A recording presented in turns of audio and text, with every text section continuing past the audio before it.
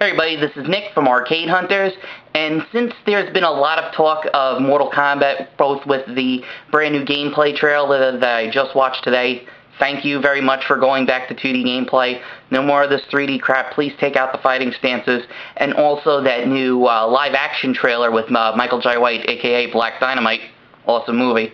I thought I'd take a chance and, slow down from some of the other videos I've been doing from the last tournament and talk about why Funspot doesn't have fighting games. And originally, as I've said, I wanted Gary, the manager of Funspot, to do this video, and we were going to ask him to do it at Funspot when we were there. But during the tournament, you're dealing with 25-year-old games and even older, and they'll malfunction, they'll break. I mean, the Karate Champs, both of the joysticks kept breaking. There was one new game called Nova. There's a button on the top of it that you have to hold. It wouldn't work, so you could barely even play it. And the Ring King machine, the monitor died, so you couldn't play it. So it was really impossible for us to go and grab Gary to, just sit him down for a couple minutes to talk about it. And hopefully I do it justice. And I'd just like to say before I get into this video, please don't take it out on the people at Funspot for making the decision, because when hopefully you listen to it, you will realize why they did make that decision. So let's get into it. Now, everybody knows what an arcade's in business for. They're in the business to make money. They're going to get the games in that the people want to play, and if they make money, people buy it. So pretty much right now, the games that are making money are all the redemption games and ticket games. So that's what all the new arcades are getting into now. And back in the 90s, it was all about the fighting games. And, Street Fighter, Mortal Kombat, Killer Instinct, they were big. They were all over the place. And Funspot, since they had started getting arcade games in the 70s and the 80s, they followed suit and they started getting it. And from what Gary was telling me, it was working really good when they started getting in all the fighting games. People were starting to come in, playing the games and stuff like that. But then things started to sour. They started to notice that there was a lot of delinquent kids coming in and cursing up in front of the kids there. And the one thing to note is that Funspot is a family fun center. It's one of those places where you can go with your kids, feel safe that they're there, nothing bad's going to happen. You go, you get some food, and, 20, 30 bucks, and the kids are good for the day. You can go bowling and stuff like that. And when these kids started coming in, started getting the atmosphere really sour there, because they were hanging out in the parking lot, smoking cigarettes and joints, being very disrespectful to all the people that work there. And, you can push the riffraff out and they'll may go away or something like that. But there was one incident that ended up breaking the camel's, as they say, the straw that broke the camel's back, and that's the story that Gary told me that I'm going to tell you now. And what happened was, he ended up getting a call on the radios. Pretty much everybody that works at Funspot has a radio, and he got a call that some kids were having an argument or something like that. I don't know if it was an argument for something that was going on personally, or maybe in the game, maybe a player was being cheap. I don't know. So what ended up happening, Gary goes downstairs to where the fighting games are, and there's these two kids getting into a big heated argument. And then it happened. This one kid turned around to the machine, took his fist, and put it through the plexiglass on the machine. Actually put his fist, punched the machine, and broke the glass.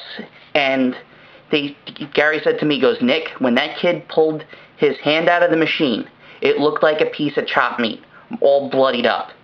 So they pretty much saw this kid's hand covered in blood and stuff like that, and they freaked out. They had to call the cops. They had to call the paramedics, make sure the kid, wasn't really lacerated on his hands and stuff like that. And pretty much that was it. Gary went up to the Lawton family that's owned Funspot since the 1960s. I mean, this is a family-owned establishment. You can read all about it on their website. And Gary pretty much went up to them and said, you guys have trusted me for all these years for putting in games that I hope that would make money. And he said he had been working there for over 20 years, and he's never seen anything like that. So right after that, that was the decision. They made it. They said no more fighting games from then on. So all the machines that they have there were there when that incident happened. So pretty much when you go to Funspot now, the only fighting games they have are MK1, 2, Ultimate MK3, and Primal Rage. That's it. There's no more fighting games. They used to have a Street Fighter 2 Champion Edition, but they ended up getting rid of it. And that's the other thing that I wanted to mention, is the other 2 floors of Funspot are Funspot, while the upstairs is the museum, and all of those games are technically, I guess, protected and classified in the museum. The other games on the other floors are all owned by Funspot. So if people aren't coming in and putting money in the machines, they're not going to be keeping the games. So I really don't see some of the fighting games they still have at Funspot staying, because I never see anybody play it. And it also goes for some other questions that some people may have had, and I'll tag it onto this since I have 10 minutes, is why are there no Bemani games?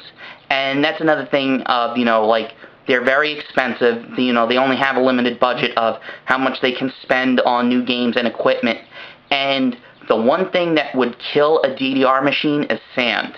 If you ever go to Funspot during the wintertime, there's tons of sand in the parking lot. There's like the dirt parking lot that everybody knows, and the sand would kill a DDR machine, and it pretty much would not make sense to even have one. And it doesn't really even seem like that type of a Bemani crowd over at Funspot. Even all the other Where's Beach arcades sadly don't have any Bemani games. And it's a shame because, I really love Bemani. I've loved it since right when I played DDR third mix, and I would love to see some games like that, but unfortunately, the kids are pumping money into the racing games, and they're pumping money into the redemption games, and that's pretty much it. So, as I said, please don't take this out on the people that work at Funspot that made the decision. I've met a ton of great people in the fighting game community, and I know you're all are not like that, but as they say, one bad apple ruins the bunch. So hopefully this answers your questions, and as always, thank you very much for watching, and we'll have more videos for you here on Arcade Hunters. Thanks for watching.